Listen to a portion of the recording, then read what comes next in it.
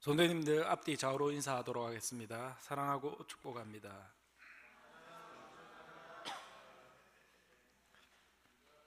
사랑하고 축복합니다. 말씀 전하도록 하겠습니다. 성도님들, 오늘이 무슨 날인지 아십니까? 오늘이 우리가 국가적으로는 기념해야 할 날은 아니지만 저는 개인적으로 우리나라의 역사 속에서 기념해야 되는 날보다 더 중요하게 기억하고 잊지 말아야 되는 날이 두 날이 있다고 생각합니다. 바로 그리고 이러한 날들을 꼭 다음 세대에게 가르쳐주고 알려줘야 됩니다. 바로 그날 하루가 오늘 6.25 사변이 일어났던 1950년 6월 25일 소위 말하는 6.25 전쟁의 날, 대한민국 전쟁의 날입니다. 6.25 사변이 일어났던 그 날입니다. 그리고 또 한 가지 잊지 말아야 되는 날이 있습니다. 1910년 몇 월 며칠입니까? 8월 29일입니다. 우리가 흔히 경술 국치일이라고, 경술년에 일어난 국치스러운 일이라고 일컬어지는 우리나라가 일본에 의해서 그 주권이 빼앗겨서 한일 합방이 되었던 그런 날입니다. 그래서 저는 개인적으로 많은 기념일을, 우리가 기쁜 날은 개천절이며 강복절이며 3.1절을 기념하고 있지만 저희가 조금은 부끄럽고 그리고 잊지 말아야 되는 그 역사의 날인 오늘과 같은 날, 그리고 8월 29일은 꼭 기억하고 다음 세대들에게 꼭 알려야 된다라고 생각합니다. 그런 측면에서 제가 한번 물어보겠습니다. 성도님도 오늘 뉴스 보셨습니까? 어떤 뉴스들이 있었나요? 특별한 뉴스들이 많았지만 저는 개인적으로 최근 몇 년간 오늘 뉴스를 보면서 이렇게 많은 전쟁이, 최근 몇 년간 국가 간의 전쟁이 이렇게 일어난 적이 있었는가라는 생각이 들 정도로 최근 몇 년 동안 많은 전쟁을 보고 있습니다. 그런 의미에서 제가 제가 태어나서 처음 기억하는 전쟁은 역사에서 배운 전쟁이 아니라 뉴스를 통해서 봤던 전쟁은 91년도에 일어났던 어떤 전쟁입니까? 걸프전. 걸프전이 있었습니다. 그때 뉴스를 보면서 미사일이 막 날아다니고, 그리고 우리의 종군 기자들이, 전쟁 기자들이 현지에 특파되어서 그 전쟁의 상황들을 보도했던 기억이 납니다. 그래서 뭐 어떤 미사일을 이제 발사했는데 패트리어트 미사일이 그 미사일을 격추했다라는 이런 뉴스들을 보곤 했던 것 같습니다. 강강현 주장님 기억나시? 그래서 옆에서 끄덕거리길래 같이 뉴스를 봤구나. 초등학교 때죠. 국민학교 때죠. 그런 측면에서 최근에도 여전히 전쟁은 일어나고 있습니다. 세계 각처에서 계속 전쟁이 일어나고 있습니다. 진행되고 있습니다.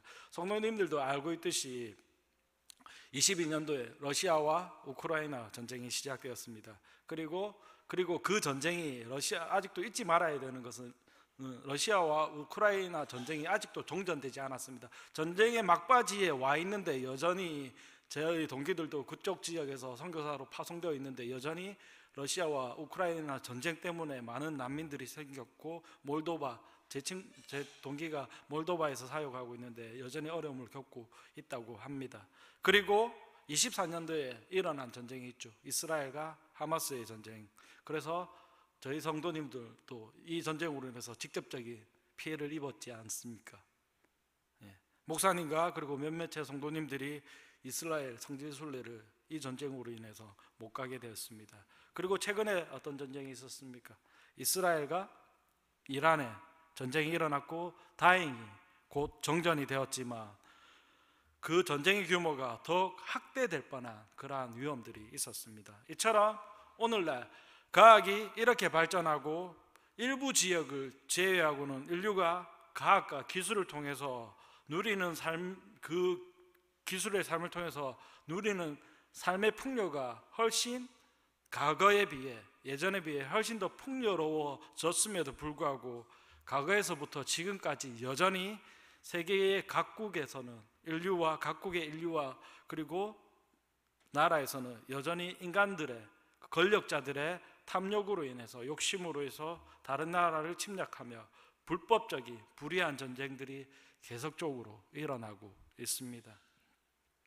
그런 측면에서 오늘 성경의 말씀, 하박국 선지자의 말씀을 살펴보며 당시 하박국 선지자는 남유다를 향해서 남유다를 침략하기 위한 바벨론과 그리고 애굽에 대해서 심판의 말씀, 특히 바벨론의 침략에 대한 이스라엘 향한 남유다를 향한 그 침략을 하는 그 바벨론에 대해서 그 불의한 마음에 대해서 그 불의에 대해서 심판하고 그리고 하나님께 하박국 선지자는 묻고 있습니다. 어떻게 하나님께서 계시다면 이 이스라엘 민족을 이렇게 불의한 전쟁의 포로로 놓이게 만들고 있냐라고 하나님께 따지고 있습니다. 먼저 그런 측면에서 하박국 선지자에 대해서 제가 좀 보았습니다. 하박국 선지자는 남유다가 멸망하기 직전에 이미 북이스라엘은 멸망했고 남유다가 멸망하기 직전에 BC 610년 전 정도에 남유다를 다스렸던 당대의 남유다에서 가장 선한 왕이라고 일컬음 받던 요시야 왕이 나라를 다스리고 있을 때 활동했던 선지자입니다. 즉 하박국 선지자는 요시야 왕에게 하나님의 말씀을 선포하고 대언하는 그러한 역할들을 했습니다. 그런 측면에서 오늘 말씀은 하나님께서 하박국 선지자를 불러 하나님의 계시의 말씀을 전해주고 있습니다. 그리고 그 계시의 말씀들을 이스라엘 백성, 즉 그 당시에 남아있던 남유다, 특히 남유다 백성들에게 하나님의 명령과 그리고 전쟁으로 인한 그 불의한 심판에 대해서 곧 이 불의한 전쟁은 하나님께서 가만히 보고 있지 않을 것이다라는 그 불의한 전쟁에 대한 하나님의 의로 심판하실 것을 명령하고 있다라는 것입니다.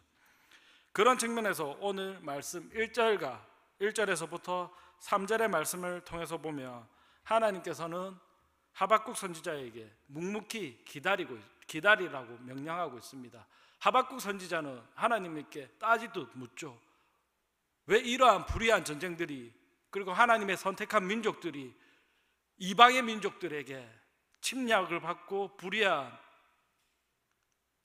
불의하게 이렇게 도륙당하고 있어야 되냐라고 하나님께 묻고 있습니다. 그런데 하나님은 놀랍게도 선지자였던 그 하박국에게 그냥 너는 가만히 있어라 라고 명령하고 있습니다. 그리고 뭐라고 말합니까? 가만히 하나님의 응답을 기다리며 파수꾼처럼 성루에서 그냥 지켜보라고 이야기하고 있습니다. 이 하박국 선지자의 마음이 어땠을까요? 나라가 침략을 당하고 이방 세력들에게 하나님의 성전이 무너져 가는데 하나님은 그 선지자에게 가만히 성전이 무너지는 것을 보고만 있으라고 이야기하고 있습니다. 그런 측면에서 제가 파수꾼으로 불렀다라는 이 하박국 선지자의 그 파수꾼의 의미에 대해서 한번 살펴보았습니다. 파수꾼이라는 단어가 구약 성경을 통해서 가끔씩 등장하는데 하나님께서 특히 구약의 선지자들을 부르실 때 파수꾼으로 불렀다라는 이러한 표현들을 쓰고 계십니다. 오늘 하박국 선지자뿐만 아니라 에스겔 선지자 그리고 이사야 선지자를 부를 때 내가 너를 하나님의 파수꾼으로 불러 이 말씀을, 이 묵시의 말씀을 전하게 한다라는 그러한 표현을 쓰고 있다라는 것입니다. 즉 파수꾼은 성전에서 하나님의 성전을 지키며 그리고 그 땅을 지키는 그리고 적들이 쳐들어오는 것을 살피는 천병과 같은 나라를 지키는 천병과 같은 그러한 역할을 하고 있다라는 것입니다. 그런 측면에서 하나님은 구약의 선지자들에게 뿐만 아니라 오늘 비가 오고 궂은 날씨 가운데서도 우리 로덴교회로 성도님들을 불러주신 것에 대해서 저는 이렇게 생각하고 있습니다. 수요 예배 드리러 오신 분들이 진정으로 하나님의 성전을 지키는 또한 로덴교회를 지키는 파수꾼으로 불러주셨다라는 그 사실을 반드시 기억해야 된다는 것입니다. 성도님들 파수꾼으로 불러주셨습니까? 믿습니까? 네. 그런 측면에서 파수꾼으로 부른 하박국 선지자에게 하나님께서는 무엇을 명령하고 계신지, 어떻게 성전을 지키고 행해야 되는지 한번 다시 2절의 말씀을 다시 함께 읽도록 하겠습니다. 2절 말씀 같이 읽도록 하겠습니다. 시작.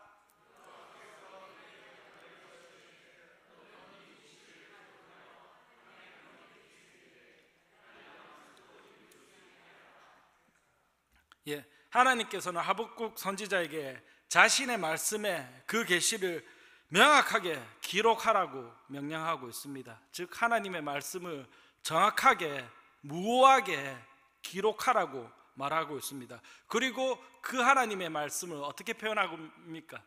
어떻게 하라고? 달려가면서도 읽을 수 있게 하라고 이야기하고 있습니다. 하나님의 이러한 말씀은, 하나님의 말씀에 계시는 단순히 하박국 선지자의 개인적인 깨달음에 거치는 것이 아니라 누구나 달려가면서 읽을 수 있는 것은 누구나 쉽게 이해하고 그리고 깨달을 수 있도록, 그리고 그 말씀을 전할 수 있도록 명확하게 하나님의 말씀을 선포하라고, 그리고 가르치라고, 알려주라고 명령하고 있습니다. 이를 좀 더 쉽게 말하면 하나님께서는 신명기 6장의 말씀을 통해서 모세가 하나님의 말씀을 이스라엘 백성들에게 율법을 통해 가르칠 때 이렇게 말씀하셨습니다. 이스라엘 백성들에게 자신의 말씀을 모세를 통해 계시했는데, 하나님의 말씀을 내 손목에 매어 기호로 삼고 내 이마의 미간에 붙여서 보일 수 있도록 손목에 매고, 그리고 하나님의 말씀을 이마에 붙이고 늘 하나님의 말씀을 내 몸 가까이에 언제나 지니고 있어라 라고 표현하고 있습니다. 저는 이 말씀을 곧 오늘 하박국 선지자에게 말씀하신 내가 달려가면서도 읽을 수 있도록 하시라는 그 말씀과 일맥상통하고 있다라는 그 깨달음을 얻게 됩니다. 즉 하나님께서는 구약의 모든 시대를 통해서 하나님의 말씀을, 그 묵시의 말씀을 언제나 우리 곁에 두어라고 말하고 있다라는 것입니다. 이 구절은 이스라엘 백성에게 하나님의 말씀을 언제나 항상 기억하고 또한 따르라고 명령하고 있다라는 것입니다. 즉 다시 한번 말하지만 손목에 두고 우리 이마 미간에 두는 것은 말씀이 우리 눈에 항상 보이는 곳에 두라고 이야기하고 있습니다. 그런 측면에서 제가 말씀을 드리면, 저도 저희 집 앞에 대문 앞에 문을 열면서 나갈 때 꼭 읽는 말씀이 있습니다.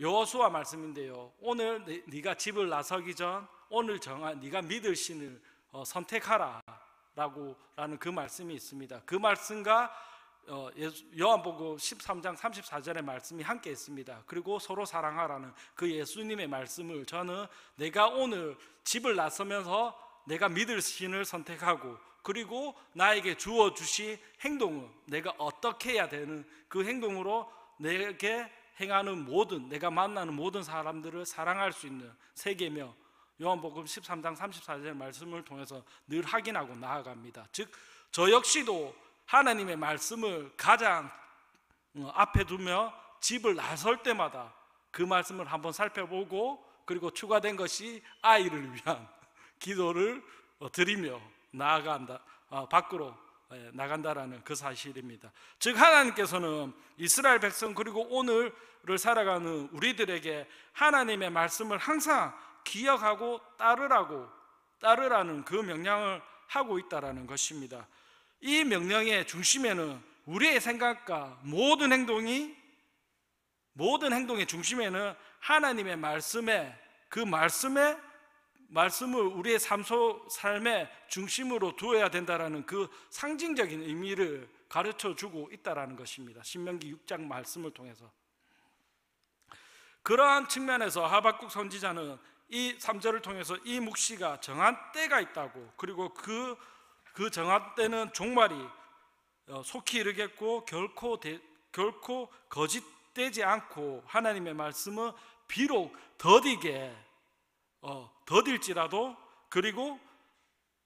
더딜지라도 기다리고 지체되지 않고 하나님 말씀은 응한다라고, 하나님의 말씀은 이루어진다고 말씀하고 있습니다. 즉 하나님의 말씀은 정한 때에 더디 이루어지지 않고 반드시 이루어진다는 것을 말씀하고 있습니다. 즉 하나님의 말씀은 우리가 삶을 살아가면서 비록 당장 눈앞에 하나님의 말씀이 당장 실현되지 않는 것처럼 보일 때가 많습니다. 그러나 하나님께서는 그 약속을 내가 절대 변개하지 않겠다, 바꾸지 않겠다, 그리고 반드시 성취하고 이뤄내시겠다라는 그 약속을 하고 계십니다. 그렇기 때문에 오늘 우리에게, 그리고 하박국 선지자에게 말씀하고 있는 것이, 너희들은 나는 변하지 않을 테니까, 그러니까 너희들은 인내하며 기다려야 한다라는 그러한 사실들을 강조하고 우리에게 알려주고 있습니다. 이것이 바로 믿음으로 인내하는 자에게 구원이 임하는 길이라고 하박국 선지자는 말하고 있습니다. 그 말씀을 하박국 선지자는 오늘의 말씀, 우리가 살아가야 되는 그 말씀의 핵심 주제인 2장 4절의 말씀을 통해서 이렇게 말하고 있습니다. 2장 4절의 말씀 다시 한번 읽도록 하겠습니다. 시작.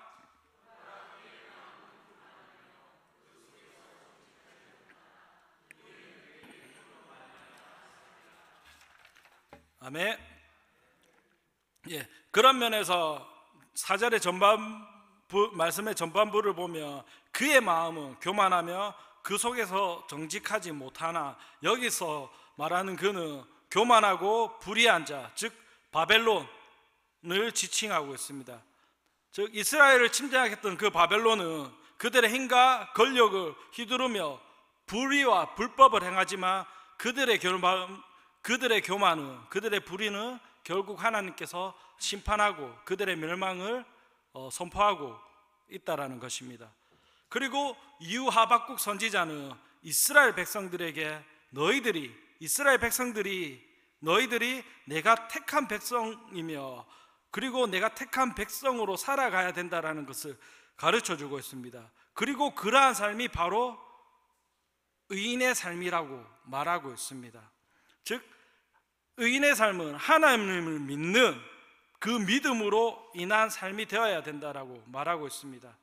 그런 측면에서 우리가 오늘 찬양했듯이 의인은 하나님을 믿는 그 믿음으로 말미암아 인하여서 산다라는, 우리가 이런 믿음의 고백을 할 수 있습니다. 즉 하박국 선지자의 이러한 말은 불의한 세상 속에서 살아가는 의인에게, 우리와 같은 믿음을 지닌 자들에게 하나님의 백성으로 살아갈 수 있는 그 살 길을 제시하고 있습니다. 즉 의인의 삶은 단지 육체적인 생존을 넘어서서 영적인 생명과 그 구원의 삶을 갈망하며 살아가는 그러한 삶을 의미하고 있습니다.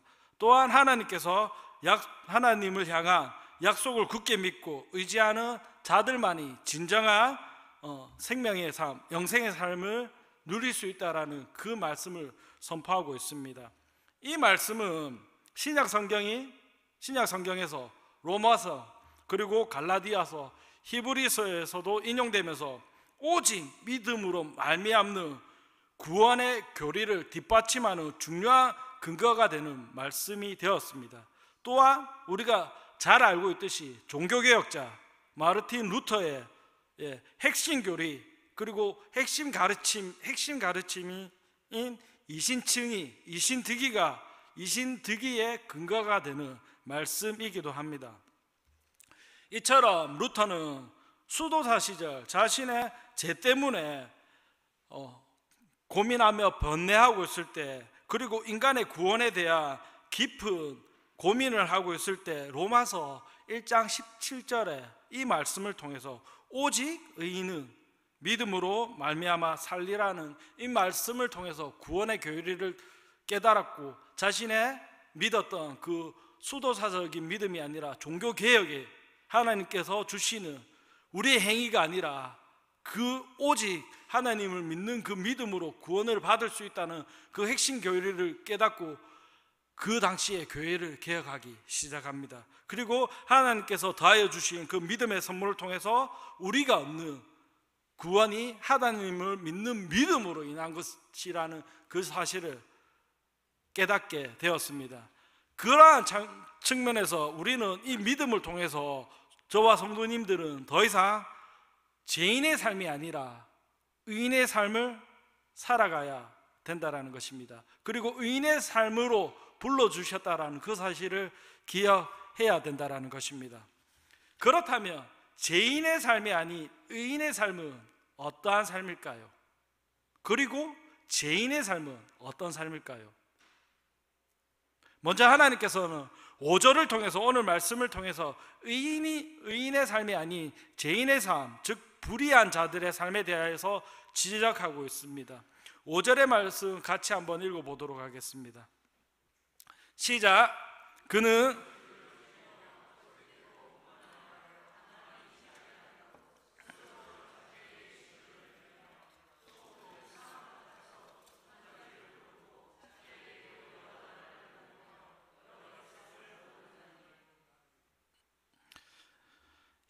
이 구절은 불의한 자의 탐욕스럽고 만족할 줄 모르는 그 본성을 묘사하고 있습니다. 불의한 자, 죄인의 삶, 죄인인 자들은 어떻습니까?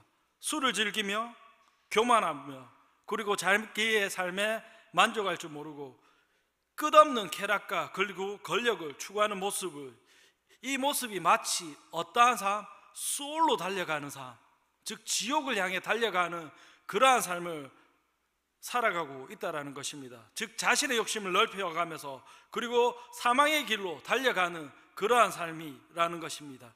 그리고 끝없이 자신의 욕심을 확장하며 그리고 이러한 삶이 종국에게는 죽음의 삶, 멸망의 삶, 수월에 이끌려진 삶을 살아가는 그 삶의 자리가 죄인의 삶의 자리라고 말하고 있습니다. 성도 여러분 지금 어느 자리에 있습니까? 의인의 자리에 있습니까? 오늘 하박국 선지자가 말하고 있는 죄인의 자리에 있습니까? 또한 이 말씀을 통해서 죄인은 문나라와 백성들을 모으려 하고 있고, 또한 죄인들은 그들의 탐욕에 의해서 그들의 멸망을 가져온다라는 것을, 그들의 탐욕으로 인해서 그들이 멸망하게 된다라는 것을 하박국 선지자는 지적하고 있습니다. 바로 이러한 삶의 자리가 죄인들의 삶의 자리입니다.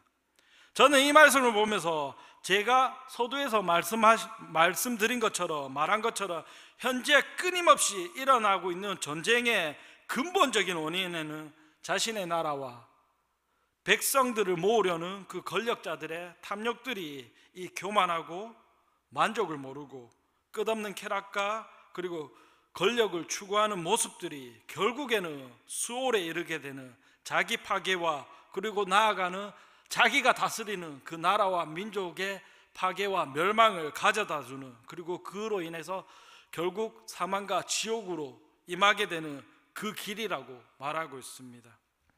그래서 저는 지금 전 세계에서 일어나고 있는 이 모든 전쟁의 일들이 죄인들이 일으키는 그들의 삶에서 나오는 탐욕과 욕심으로, 그리고 권력에 눈이 멀어서 작은 욕심뿐만 아니라 큰 욕심에 눈이 멀어서 수월로 달려가던 참 불쌍한 인생이다라는 그러한 생각이 든다라는 것입니다. 그런 측면에서 오늘 말씀 6절과 8절의 말씀을 통해서 하박국 선지자는 바벨론에게, 즉 당시 불의한 자, 죄인의 자리에 서 있던 그 자들에게 임할 하나님의 심판에 대해서 저주의 말씀을 선포하고 있습니다. 즉 바벨론이 몰락하고 결국 멸망하게 될 것이다. 그리고 그들로 인해서, 그 지도자들로 인해서 그 민족들이 멸망당하고 고통받을 것이다 라는 그러한 명령의 말씀을 더하여 주고 있다는 것입니다. 이는 하나님의 심판으로 인해서 결국 불의한 자가, 불법한 자가 당할 수모와 모욕을 나타내며 하나님의 명령을 강하게 선포하고 있다라는 것입니다. 즉 이러한 죄로 인해서 죄인들은 반드시 하나님의 죄를 받게 될 수 없는 그러한 삶의 자리에 있을 수밖에 없다라는, 하나님께서 반드시 죄인의 삶에는, 죄인의 자리에서는 내가 반드시 심판하겠다라는 그 하나님의 강력한 명령이 있다라는 것입니다. 그렇기 때문에 우리는 죄인의 삶이 아닌 오늘도 하나님의 심판을 두려워하며 우리의 의를 이루는, 믿음으로 이룰 수 있는, 이루어야 하는 그 의인의 자리로 나와야 된다라는 것입니다. 사랑하는 성도 여러분, 그러면 어떻게 해야 될까요? 의인의 삶은 어떤 것일까요?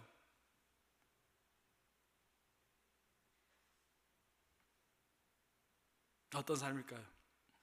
어렵지 않습니다. 그냥 몇 가지로 정리해 봤습니다. 먼저 하나님의 때와 시기에 따른 하나님을 향한 그 믿음이 있어야 됩니다. 즉 내가 당한 어려움이나 고난 앞에서 하나님 앞에 묻고 기도하며 인내하며 기다릴 수 있어야 됩니다. 또한 이러한 어려움을 통해서 의인들은 나의 어려움을 통해서, 나의 어려움과 고난을 통해서 고난을 함께 나눔을 통해서 내 공동체 안에서, 즉 우리 교회로 따지면 내 셀 모임 안에서 이러한 어려움들을 나누며 의인들이, 구원받은 의인들과 함께 나의 어려움을 나누면서 함께 기도를 통해서 함께 힘을 얻어야 된다는 것입니다. 즉 교회의 구성원들을 통해서 내가 처한 어려움이나 공동체의 어려움을 두고 함께 기도하는 믿음의 공동체, 의인들의 삶의 자리에 함께 나와야 된다는 것입니다. 그것이 바로 내가 속한 셀의 모임에서 이루어질 수 있고, 또한 오늘 예배를 드리는 이 자리에서 이루어질 수 있다는 것입니다. 그리고 이처럼 이렇게 우리는 셀 공동체를 통해서, 이러한 시간을 통해서 우리의 기도 제목을, 우리의 어려움들을 나누고 함께 기도할 수 있어야 됩니다. 또한 두 번째는 가정에서 부모가 자녀에게, 그리고 직장에서는 상사가 부하 직원에게, 그리고 교회 공동체에서는 셀장님들이, 그리고 각 부서장님들이 성도들에게, 내가 맡은 지체들에게 믿음으로 살아가는 그 삶의 본을 보여주어야 된다는 것입니다. 이런 측면에서 제가 한 가지 나눔을 하면, 제가 초등부 아이들과 매주 아이들 큐티를 합니다. 매일 성경으로 큐티를 하고 있는데, 제가 지금 1, 2, 3학년 남학생 반을 맡아서 아이들과 함께 교제하며 작은 소모임, 셀모임을 하고 있습니다. 그래서 제가 매주일 그 일주일 동안 살아가면서 아이들의 큐티를 체크하고 있습니다. 그리고 아이들에게 그 체크하면서 또 잘한 아이들에게 칭찬해주고, 못한 아이들에게는 또 격려해주고 있습니다. 그러나 어느 날 저도 책을 펴면서 이제 큐티 체크를 하는데 이준이라는 친구가 있습니다. 근데 저한테 물어봅니다. 근데 목사님, 목사님은 큐티 안 하세요? 라고 이렇게 물어보았습니다. 당황했습니다. 그리고 얼른 거짓말이 아닌, 거짓말도 포함되지만 진실된 말을 하였습니다. 목사님은 성경을 읽어 라고 이야기하였습니다. 즉 이 말을 통해서 저는 저 스스로도 부족함을 느꼈고, 제가 말한 대로 거짓말이면서도 진실을 얘기했다는 이 말의 의미가, 저도 매일같이 성경을 읽으려고 노력하지만 그러지 못한 날도 있다라는 사실을 아이에게 가르쳐 주었습니다. 즉 제가 목사이지만 목회자이지만 날마다 하나님 앞에서 말씀을 통해서 의인의 삶으로 살려고 노력하지 않으며, 저는 또한 노력하지 않으면, 몸부림치지 않으면 저 역시도 하나님의 말씀을 제가 전한 말씀대로 내 삶의 손목에 걸고 내 이마에 미간에 표로 삼지 않으면 저도 그날은 그또한 지인의 삶의 자리로 향하는 그 삶의 자리에 있을 수 있다는 것입니다. 저는 아이들에게 너희들은 말씀을 통해서 의인의 삶의 자리에 있어야 된다라고 말하지만 저 또한 때로는 바빠서 때로는 삶의 여러 가지 일들에 치여서 죄인의 자리에 서는 날도 있다라는 것을 저는 고백하고 있습니다.